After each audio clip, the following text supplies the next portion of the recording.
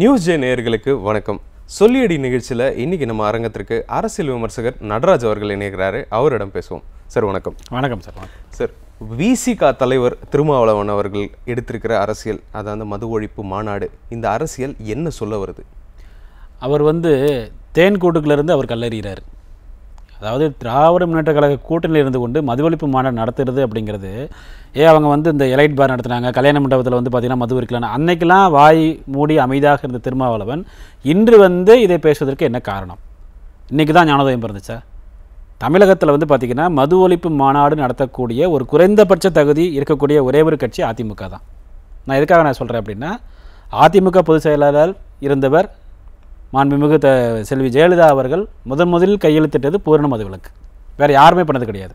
ராஜாஜி 1937 அப்புறமா பார்த்திங்கன்னா 91 முதலில் ஜெயலலிதா அவர்கள் கையெழுத்து மது ஒழிப்பு.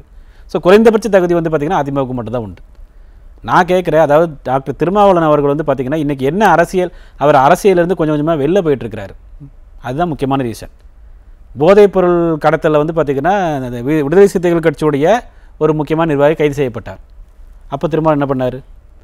ஸோ இன்றைக்கி பார்த்திங்க அப்படின்னா இவ்வளோ நாள் பேசாமல் இப்போ திடீர்னு பேசுறதுக்கு என்ன காரணம்? அதுதான் என்ன காரணம் சார்? விஜய் அவர்களுடைய அரசியல் என்ட்ரி. உண்மை சொல்லணும் அதுதான். நீங்கள் விஜய் அரசியலுக்கு ஒருத்தர் வராரு அப்படிங்கும் பொழுது அதனால் பாதிக்கப்படக்கூடிய முக்கியமான 2 கட்சிகள், ஒன்று சீமான், மற்றொன்று திருமாவளவன்.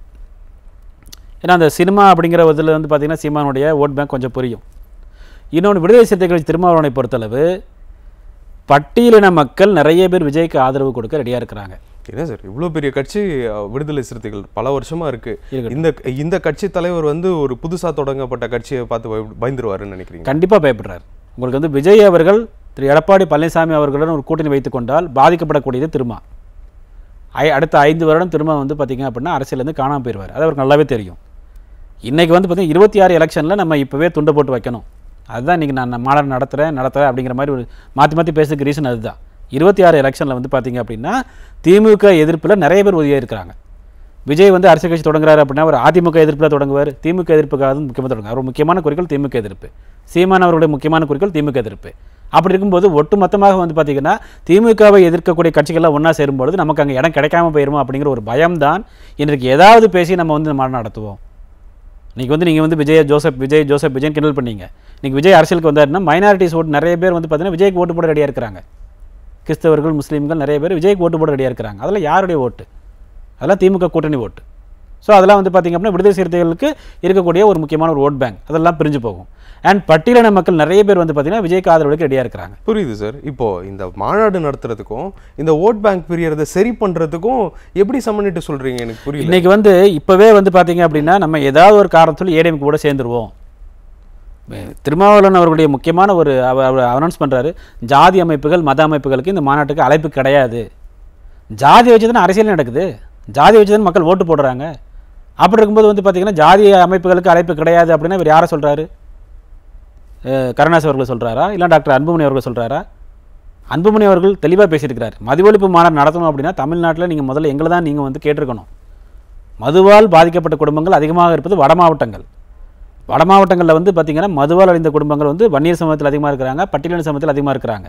ஸோ நம்ம 2 பேரும் சேர்ந்தால் இணைந்து போராடணும் அப்படிங்கிற மாதிரி பார்த்திங்கன்னா டாக்டர் அன்புமணி ராமதாஸ் சொல்லியிருக்கிறார். அப்படி இருக்கும் பொழுது இவர் ஏதோ முழு பூசணிக்காய் சோத்தில் மறைக்கிற மாதிரி ஏதாவது ஒன்று பண்ணணும், எனக்கு ஆட்சியில் பங்கு வேணும். 3 வருஷமாக நீங்கள் கேட்காம இருந்தீங்க? நீங்கள் ஆட்சியில் பங்கு கேட்குறது அதெல்லாம் நீங்கள் 2வது வச்சுக்கோங்க. பொது தொகுதி உங்களுக்கு கொடுக்குறாங்களா? அது கொடுக்கல. அதையே உங்களால் கேட்டு பெற முடியல. பொது தொகுதியை பார்த்திங்கன்னா கொடுக்காம ரிசர்வ்டு தொகுதி மட்டுமே இவ்வளோ நாள் கொடுத்துருக்குறாங்க. ரிசர்வ்டு தொகுதியை மட்டுமே நீங்கள் திமுக கூட்டணியில் வாங்கி வச்சுட்டு இன்றைக்கி ஜாதி அமைப்புகளுக்கு ரிசர்வ்டு தொகுதினா என்ன? ஜாதியை அடிப்படையாக வைத்து உருவாக்கப்பட்ட தொகுதி. அந்த இடத்துல பார்த்திங்க அப்படின்னா அதை மீறி உங்களுக்கு பொது தொகுதி கொடுக்கக்கூடாதுங்கிறது திமுக ரொம்ப உறுதியாக இருக்குது. நாகப்பட்டினம், திருப்பூர்லாம் பொது தொகுதி தானே? அதெல்லாம் இல்லை, நான் நாடாளுமன்ற எலெக்ஷன் வச்சு நான் சொல்கிறேன்.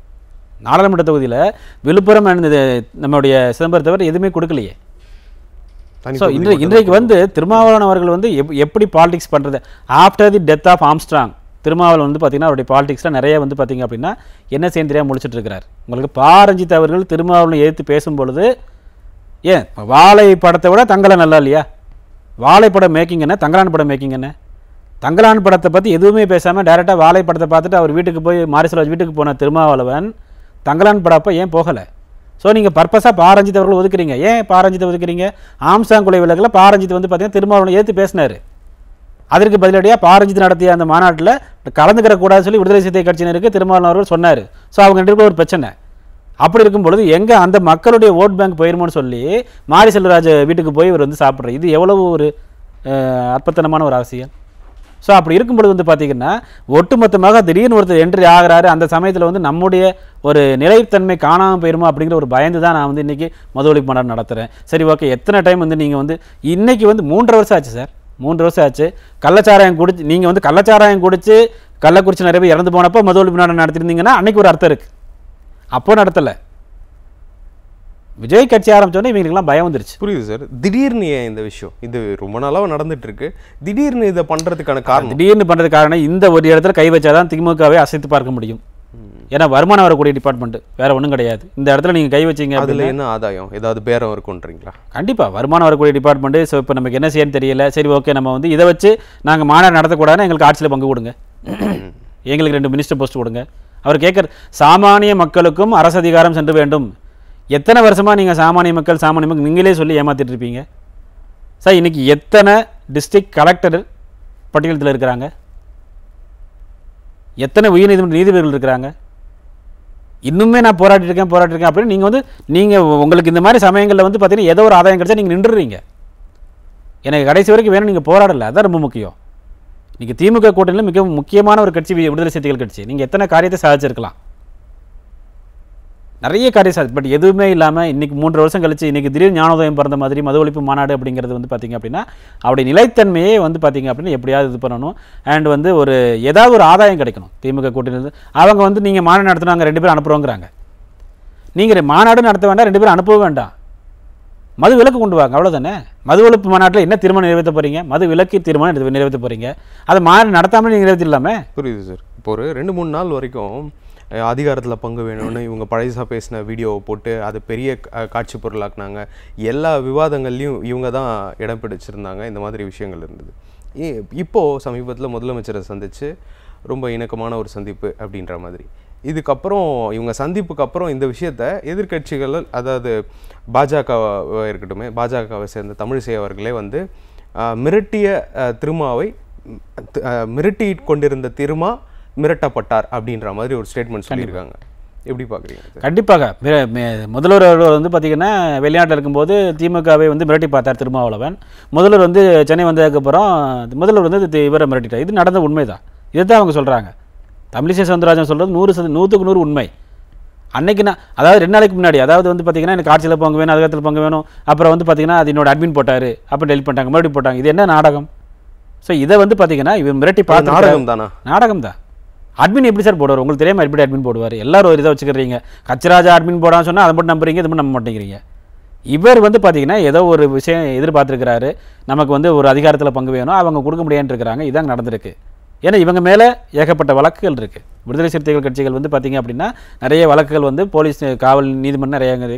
நான் இப்போ ரீசெண்டாக வந்து மதுரையில் வந்து பார்த்திங்க அப்படின்னா அவங்க கட்சி கொடி கம்பத்தை வந்து பார்த்திங்க அப்படின்னா ஹைட் அதிகமாக இருந்துச்சு சொல்லி என்ன பண்ணிட்டாங்க வந்து இப்போ தான் ஹைட் அதிகமாக இருக்குன்னு காவல்துறைக்கு தெரிஞ்சுதா? இந்த 3 வருஷமாக தெரியலையா? ஸோ அப்படி இருக்கும் பொழுது வந்து பார்த்திங்கன்னா விடுதலை சிறுத்தைகள் கட்சியை பொறுத்தளவு அவருடைய நிலையை வந்து தக்க வைத்துக் கொள்ள வேண்டும். அவர் வந்து இப்போ அதாவது 3 வருஷம் ஆயிடுச்சு, நான் நாளைக்கு 1 வருஷம் கழிச்சு நான் இன்னொரு கூட்டணிக்கு போகிறேன்னா மக்கள் மனசு மாறணுமே. மக்கள் மனசு மாறுறதுக்கு வந்து ஒரு இன்குபேஷன் பீரியட் வேணும், ஒரு டைம் வேணும். இந்த 1.5 வருஷத்தை மக்களை மனசு மாற்றுறதுக்கு வந்து பார்த்திங்கன்னா இன்னொரு கூட்டணியில் போய் உட்காந்துக்கலாம்.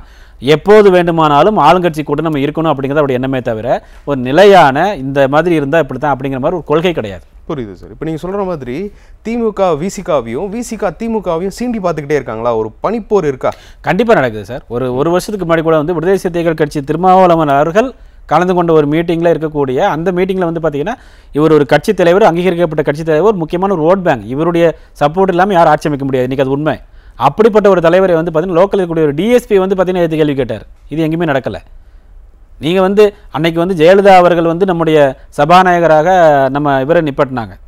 நீங்களே கேள்விப்பட்டிருப்பீங்க, பழைய சபாநாயகர் தனபால் அவர்கள். அன்னைக்கு வந்து பார்த்தீங்க அப்படின்னா அதாவது விடுதலை சிறுத்தைகள் கட்சி திருமாவளவன் சொன்ன ஓப்பன் டாக், சரிக்கு சமமாக என்னை உட்கார வைத்து பேசிய ஒரே தலைவர் ஜெயலலிதா அவர்கள் தான் அப்படி சொல்லி விடுதலை சிறுத்தைகள் கட்சி தலைவர் ஓப்பனாக பேசியிருக்கிறாங்க. தனபால் அவருக்கு ஒரு முக்கியத்துவம் கொடுத்து உட்கார வச்சிருக்கிறாங்க. ஸோ இந்த மாதிரி ஏடிஎம்கேல வந்து பார்த்தீங்க அப்படின்னா அவருக்கு சாதகமாக நிறைய சூழ்நிலைகள் நடந்திருக்குது. இப்போ டிஎம்கேல இது எதுவுமே நடக்கலை. நீங்களே நிறைய மீட்டிங் நம்ம பார்த்துருக்குறோம். அங்கே இருக்கக்கூடிய அமைச்சர்கள் கூட என்ன பண்ணியிருப்பாங்க, சரியாக மரியாதை கொடுக்காம நிறைய விஷயங்கள் நடந்திருக்குது. பட் ஏடிஎம்கேல இப்படி எதுவுமே நடக்கலை. அப்படிங்கும்போது மீண்டும் நம்ம அந்த கூட்டணி கட்சிக்கு போகலாம். அவருக்கு உடம்பு சரியில்லை, ஆஸ்பத்திரி அட்மிட் ஆயிருந்தார். ஸோ போய் பார்த்தாங்க. எல்லாமே நிறைய விஷயங்கள் நடந்திருக்குது. புரியுது சார். இப்போது திமுக ஆளுங்கட்சியாக இருக்கிறாங்க.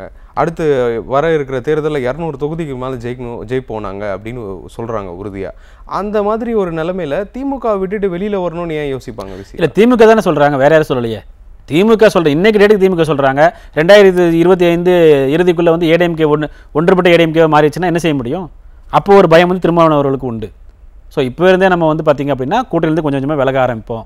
இன்றைக்கு முழுவதுமாக விலக முடியாது, பட் என்னுடைய எதிர்ப்பை நான் தெரிவிக்கிறேன் அப்படிங்கிறதுல அவர் ரொம்ப தெளிவாக இருக்கிறாரு. அண்ட் இன்னொரு முக்கியமான விஷயம் என்ன அப்படின்னா, தமிழ்நாட்டை பொறுத்தளவு அதிமுக, திமுக, பாமக, விடுதலை சிறுத்தை இந்த மாதிரி 4 கட்சிகள் தான் இருக்கணுமே தவிர புதிதாக யாரும் வந்துவிடக்கூடாது. புதிதாக ஒருத்தர் வராரு, அதுவும் சினிமாவிலேருந்து வராரு சார். வந்து 1967 வந்து டிஎம்கே ஜெயிச்சது. அதுக்கு முக்கியமான காரணம் அறிஞர் அண்ணாவோ கலைஞர் கருணாநிதியோ கிடையாது, டாக்டர் இப்போ மக்கள் தலைவர் எம்ஜிஆர் தான். எலெக்ஷனுக்கு கொஞ்ச நாளைக்கு முன்னாடி எம்ஜிஆர் அவர்களை எம்ஆர் ராதா துப்பாக்கியால் சுட்டார். 1952 வெறும் 15 சீட் ஜெயிச்ச டிஎம்கே 57 வந்து பார்த்தீங்கன்னா 50 சீட் ஜெயிச்சாங்க. சாரி, 52 எலெக்ஷன் அவங்க நிற்கல. 57 15 சீட் ஜெயிச்ச டிஎம்கே 62 வந்து பார்த்தீங்கன்னா 50 சீட் ஜெயிச்சாங்க. 67 எத்தனை ஜெயிச்சிருப்பாங்க? ஒரு 80 ஜெயிக்கலாம். பட் 134க்கும் மேற்பட்ட சீட்டுக்கு ஜெயிக்க. அதுக்கு முக்கியமான ரீசன் என்ன அப்படின்னா, சினிமாவில் பிரபலமாக இருந்த மக்கள் தலைவர் எம்ஜிஆர் அவர்கள் எம்ஆர் ராதாவால் சுடப்பட்டார். ஸோ ஒரு பெரிய அனுதாபம், அதனால் டிஎம்கே ஆட்சி அமைக்க முடிஞ்சது. ஸோ இந்த சினிமாவை வச்சு யார் வேணாலும் எலெக்ஷனை எப்படி வேணாலும் மாற்றலாம் அப்படிங்கிறதுக்கு 96 முக்கியமான உதாரணம் ரஜினிகாந்த் அவர்கள்.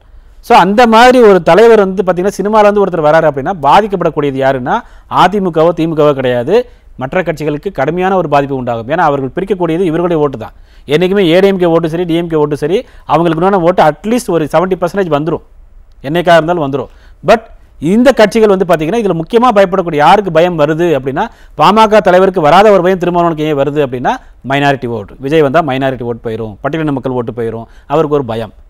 ஸோ இது எல்லாமே வந்து பார்த்தீங்கன்னா ஒன்றுபட்டு நம்ம வந்து 1.5 வருஷத்தில் ஏதாவது ஒரு அரசியல் பண்ணணும், ஜெயிக்கிற இடத்துல நம்ம போய் உட்காந்துக்கணும், அதான் அவருடைய எண்ணம்.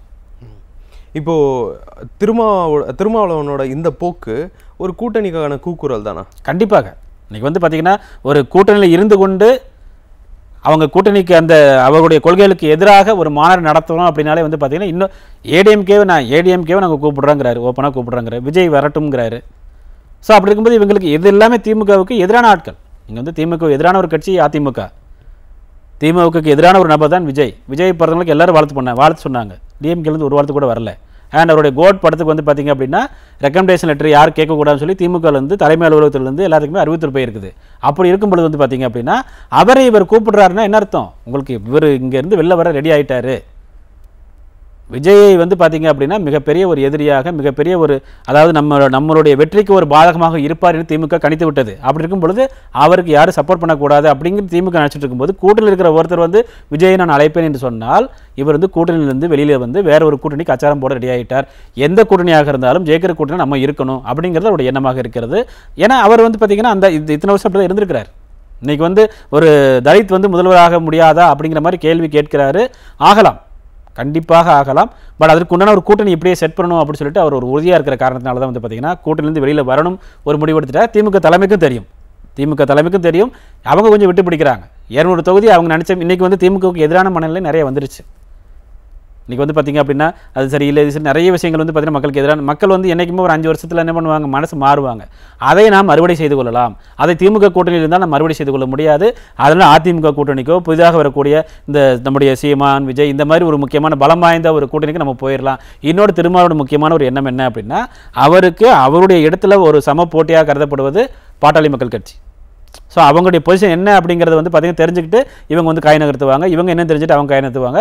ஸோ இப்போவே நம்ம முன்னாடியே துண்டை போட்டு வச்சுருவோம். அப்படி என்ன புரியுது சார், நீங்கள் இந்த சொல்கிற விஷயம் புரியுது. இப்போ ஒரு 2 நாளுக்கு முன்னாடி திருமாவளவனை பற்றி இந்த மாதிரி வேற கூட்டணிக்கு மாற இருக்காரு, ஸ்டாலின் வேண்டான்னு ஒதுக்க இருக்காருன்னு சொன்னால் சரிதான். முதலமைச்சரை சந்திச்சதுக்கு அப்புறம் அந்த மாதிரி எதுவும் தெரியலையே சார், இதர கட்சிகளும் அந்த மாதிரி எதுவும் சொல்லல. இல்லை, முதலமைச்சர் சந்திச்சதுக்கு அப்புறம் வந்து பார்த்தீங்கன்னா இவங்க மேலே இவ்வளோ கேஸ் இருக்குது, அது கேஸ் இருக்குது, உங்கள் நிர்வாகிகள் மேலே இவ்வளோ கேஸ் இருக்குது, நாங்கள் வந்து எனக்கு இன்னைக்கு பவர் யார் கையில் இருக்குது, மிரட்டி இருக்காங்கன்ற. கண்டிப்பாக பவர் அவங்க கையில் இருக்குது. அப்படி இருக்கும்போது பணிஞ்சு தான் போகணும். அது வரைக்கும் அவ்வளவு பேசின மிஸ்டர் திருமாவளவன் அவர்கள் இன்றைக்கி வந்து இப்படி பண்ணுறாருன்னா மிரட்டப்பட்டிருக்கிறார். தமிழிசை சவுந்தரராஜன் சொன்ன மாதிரி வந்து பார்த்தீங்கன்னா கண்டிப்பாக மிரட்டப்பட்டிருக்கிறார் அப்படிங்கிறதா உண்மை. இது வந்து பார்த்தீங்கன்னா ஆட்சியில் இருக்கும் பொழுது, அதிகாரத்தில் இருக்கும் பொழுது அவர்கள் செய்யக்கூடிய யாராக இருந்தால் செய்யக்கூடியது தான். அதுக்கு தகுந்த மாதிரி நம்ம இருந்துக்கணும். இப்போ இருப்பார் ஒரு 6 மாதம் இப்போ மது ஒழிப்பு மாநாடு தள்ளி போட்டுருவார், வேறு ஒன்றும் கிடையாது. மது ஒழிப்பு மாநாட்டுக்கு அழைப்பு விடுத்த கண்டிப்பாக தள்ளி போட்டுருவார். எப்படி சார் நீங்கள் வந்து ஒரு கூட்டணி இருந்து கொண்டு மது ஒழிப்பு மாநாடு, இப்போ நம்ம வந்து ஹிந்தி மொழி எதிர்ப்பு மாநாடு நடத்துனீங்க, ஹிந்தி மொழிக்கு எதிராக இருக்கக்கூடிய எல்லா தலைவரும் அன்றைக்கி ஒன்று சேர்ந்தாங்க. இன்றைக்கி வந்து மது ஒழிப்பு மாநாடு வந்து டிஎம்கேலேருந்து 2 பேர் நடத்துகிறாங்க அப்படின்னா மக்கள், பாமர மக்களே கேட்பாங்க, நீங்கள் ஏன் கலந்துக்கிறீங்க, நீங்கள் மது ஒழிச்சிடலாமே, இன்றைக்கி ஒரு கையெழுத்து போட்டு மது ஒழிக்க முடியுமா முடியாதா? அமைச்சர் நம்முடைய இவர் சொன்னார், முத்துசாமி அவர்கள் சொன்னார், என்ன சொன்னார், ஸ்டாலின் அவர்களுக்கு மது விற்பதை பிடிக்கலங்கிறார். அப்படி பிடிக்கலன்னா அவங்களே ஒழிச்சிடலாமே, ஏன் மாநாடு நடத்தணும், கஷ்டப்பட்டு வந்து பார்த்தீங்கன்னா செலவு பண்ணி மாநாடு நடத்தணும். அப்படி இருக்கும் பொழுது இதை ஒரு கருவியாக பயன்படுத்தி அடுத்த கூட்டணிக்கு ஒரு அச்சாரம் போடுகிறாரே தவிர உண்மையிலேயே மது ஒழிக்க வேண்டிய எண்ணத்தினால் ஒரு மாநாடு நடத்துகிறாரு அப்படிங்கிறதெல்லாம் வந்து பார்த்திங்கன்னா எண்ணுவது வேஸ்ட். புரியுது சார். இது எந்த போக்கில் போகுதுன்னு பொறுத்திருந்து பார்ப்போம். அரங்கத்திற்கு வந்து தங்களோட கருத்துக்களை பதிவு பண்ணமைக்கு மிக்க நன்றி. நன்றி சார். நேயர்களே, இன்னொரு சொல்லிடி நிகழ்ச்சியில் மீண்டும் சந்திப்போம். நன்றி, வணக்கம்.